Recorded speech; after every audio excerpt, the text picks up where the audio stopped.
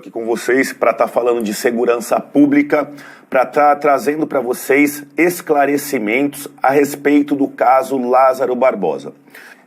Infelizmente, o que nós vemos muito em alguns casos nos Estados Unidos e outros países, mas os brasileiros têm que saber e têm que entender que no Brasil existem também serial killers.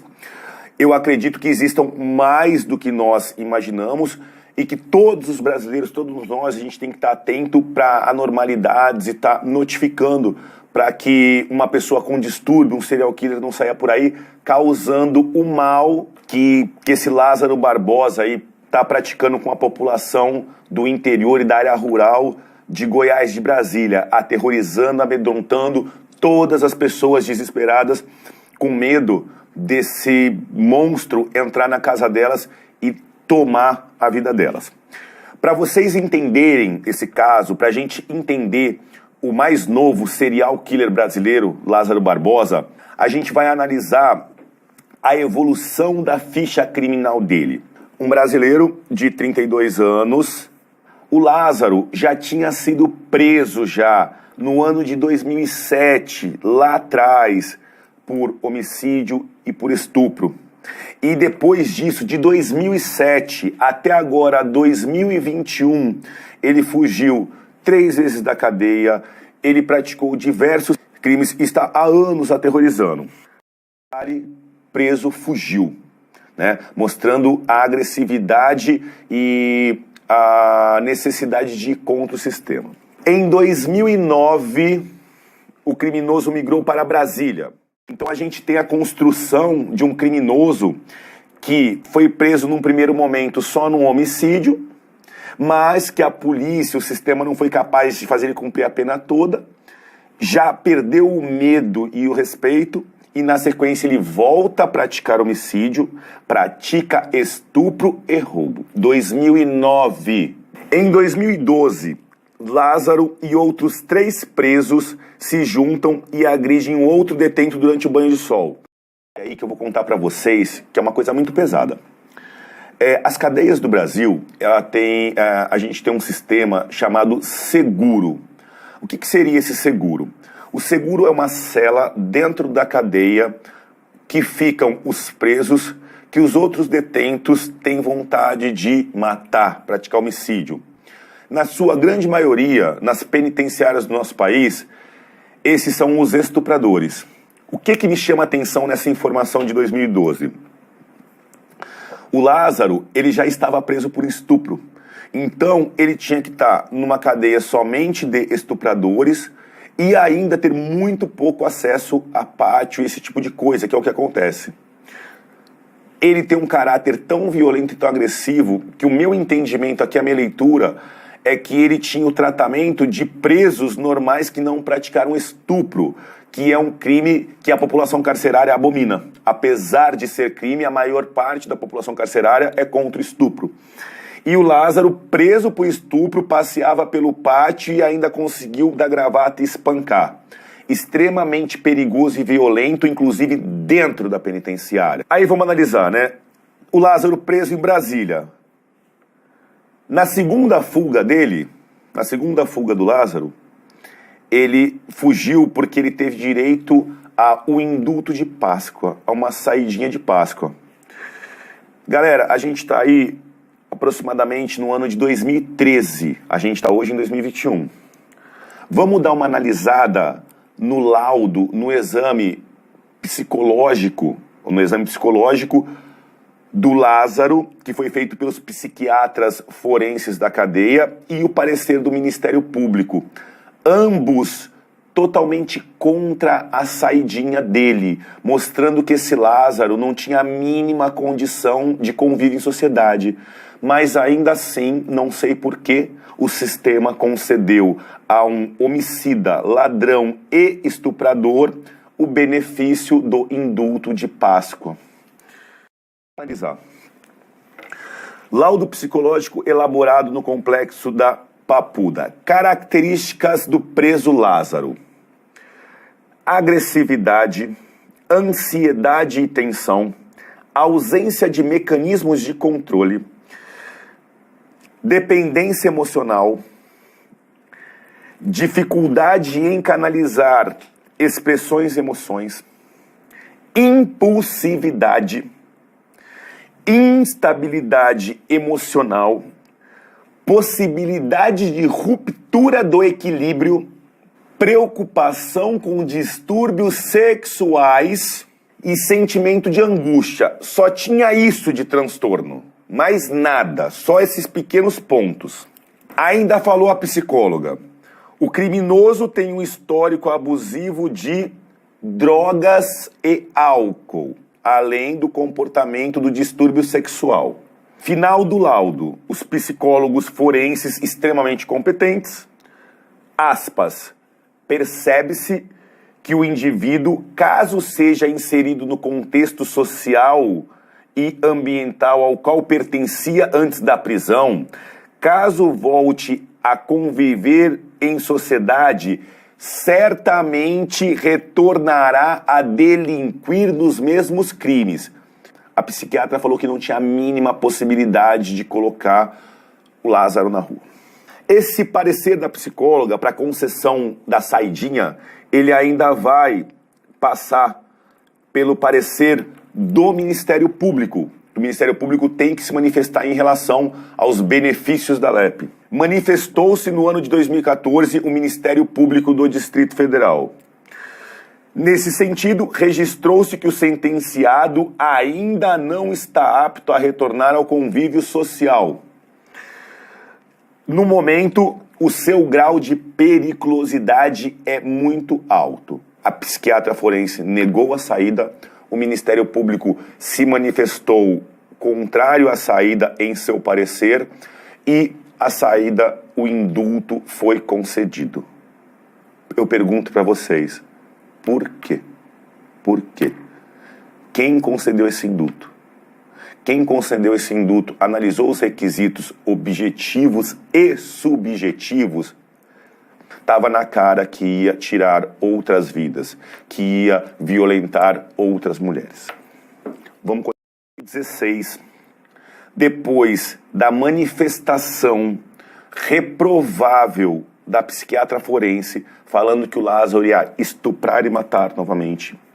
Depois do parecer do Ministério Público do Distrito Federal, também falando que ele não tinha condições de viver em sociedade, ele consegue a saidinha de Páscoa. Tecnicamente, o termo é indulto. Indulto de Natal, indulto de Páscoa, indulto do Dia das Mães, indulto do Dia dos Pais. Então, assim, além dele estar no semiaberto, ele tem direito assim, olha, é Páscoa. Você pode sair na sexta-feira e passar a Páscoa com a sua família. Isso é um direito dos presos do regime semiaberto. E voltar na segunda-feira de manhã para cumprir o regime semiaberto. Só que o que acontece? Quando você pega um preso de alta periculosidade, um preso pesado, que sabe que vai ficar anos na cadeia, e ele consegue o benefício para o semiaberto, vocês acham que depois de uma saidinha, que esse preso vai se apresentar na segunda-feira? Foi o que aconteceu com o Lázaro. Ele já tinha praticado vários crimes, estupro, homicídio, ele tinha um comportamento reprovável dentro da cadeia, ele praticou falta grave dentro da cadeia e conseguiu um benefício. E esse benefício o viabilizou a ficar na rua de novo. A gente está em 2016 e em 2016 Lázaro Barbosa foge de novo das mãos do Estado. Depois da legislação penal brasileira soltar o Lázaro, a polícia duramente, em 2018, conseguiu recapturar ele. E a progressão criminosa do Lázaro não parava. Ele não para de praticar crime. Ouve só, eu vou dar uma lida aqui, ouve só. Em 2018, Lázaro foi preso por porte ilegal de arma de fogo, homicídio qualificado, novamente por roubo e novamente por estupro. A psiquiatra forense estava certa. A psiquiatra forense estava certa. Ele não tinha condições. Só que talvez o erro do sistema, o erro de quem concedeu o indulto, acabou com mais vidas. Fugiu novamente em 2018. Dessa vez, um buraco no teto. Ou seja, é um cara que não quer ficar preso. É um cara que não quer se render à lei e às autoridades. Chegamos em 2020. Estamos acompanhando o Lázaro desde 2007. A polícia de Goiás o indiciou por roubo mediante restrição da liberdade de 4 idosos, emprego de arma branca durante a tentativa de latrocínio em uma chácara. Na ocasião, uma das vítimas chegou a ser atingida na cabeça com golpes de machado. Então, assim, Lázaro foge em 2018, em 2020 ele ressurge, mais uma vez fazendo pessoas reféns e mais uma vez agredindo. No dia 26 de abril, o Lázaro ressurge novamente no Distrito Federal. E aí ele começa a ser ainda mais brutal. Ele rende uma família, pai, mãe e filho, deixa os pais trancados em um quarto da casa, leva a mulher até um matagal e estupra ela enquanto o marido e o filho ficam trancados. Não parou por aí. 17 de maio. Mais uma vez se aproximou de uma fazenda, entrou, rendeu todas as pessoas, 4 pessoas, mulheres e homens, fez com que todos ficassem pelados, trancou novamente os homens num quarto e fez com que as mulheres servissem uma janta para o monstro pelado. Eu não sei se dentro das dificuldades, da monstruosidade que ele tinha interesse em tentar se ressocializar ou se socializar à força, matando e estuprando as pessoas. 5 de junho, novamente Lázaro é acusado de matar um caseiro em Girassol, em Cocalzinho de Goiás. 9 de junho, Lázaro invade uma chácara na Ceilândia, mata 4 pessoas da mesma família, mãe, pai e filhos de 21 e 15 anos. Detalhe, a proprietária da casa, a mãe, ela foi levada com ele matou os 3 na propriedade, levou essa mãe e ela foi encontrada quilômetros depois, morta nas imediações. A polícia está se esforçando muito, está fazendo um trabalho fantástico. Essa primeira operação que a polícia fez, eles contaram com cerca de 200 homens. 200 homens é um número considerável, parece ser. Mas eu acho que para uma busca em mata, para dar as mãos, uma busca em mata de um criminoso extremamente violento e perigoso para preservar populações policiais, a gente precisa ainda de mais gente, mas já é um número bem considerável. Eu quero o cerco policial, mais uma vez, no último dia 15, o Lázaro invadiu uma fazenda e fez refém um pai, uma mãe e uma filha.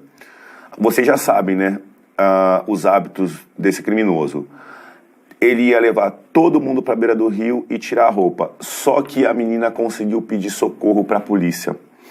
A polícia veio para atender e ele entrou em confronto com a polícia e acertou um dos militares de raspão no rosto. Ainda no dia 15, depois de balear o policial, o Lázaro foi flagrado por um circuito fechado de câmeras, descansando, com roupas normais, bermudas, camisas, trajes e o detalhe, com uma mochila onde ele deve levar todos os equipamentos, os utensílios para ele tentar continuar fugindo da polícia e se escondendo na mata. Mais um detalhe, ele ainda força o caseiro desse local a dar comida para ele novamente. Lázaro mais uma vez trocou tiros com a polícia e continua foragido. Do dia para a noite e sai fazendo isso. Existe uma coisa chamada progressão criminosa. Então, conforme o criminoso ele pratica o primeiro crime menor, depois ele segundo maior e o terceiro, a tendência dele é ir do estupro para o homicídio, para o roubo, para o sequestro e sempre progredindo e praticando outros crimes. E infelizmente, vocês viram, ele conseguiu fugir 2 vezes, ele teve direito a indulto. Então, infelizmente, eu enxergo uma série de falhas no nosso sistema jurídico penal, tanto no sentido dele ter sido ter tido uma pena mais forte no primeiro crime, quanto no sentido de não identificar o potencial criminoso em série que existia ali e novamente colocar ele nas ruas.